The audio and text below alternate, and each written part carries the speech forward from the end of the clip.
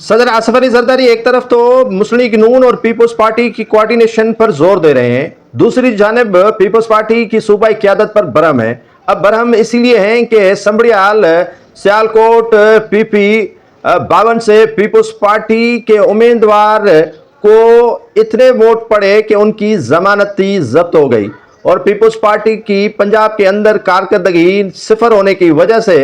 आसिफ अली जरदारी नाला और खाइफ हैं अपनी ही जमात के रहनुमाओं पर और सूबाई क़यादत पर। तो दूसरी जानिब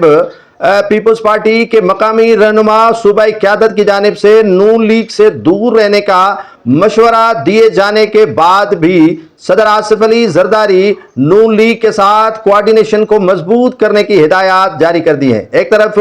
नून लीग से वोटर खाइफ है, पीपल्स पार्टी उससे कोऑर्डिनेशन का जोर दे रही है और दूसरी जानिब सदर आसिफ अली जरदारी तवक्को कर बैठे हैं कि नून लीग से इत्तेहाद भी हो और समड़ियाल जैसे ज़मीनी इलेक्शन में पीपल्स पार्टी अच्छे मार्जिन से जीत भी ले। तो ये मुमकिन तब होगा जब पाकिस्तान पीपल्स पार्टी नून लीग से राहें जुदा करेगी। अब न राहें जुदा हो रही हैं और न ही पीपल्स पार्टी को पंजाब में कोई अहमियत मिल रही है।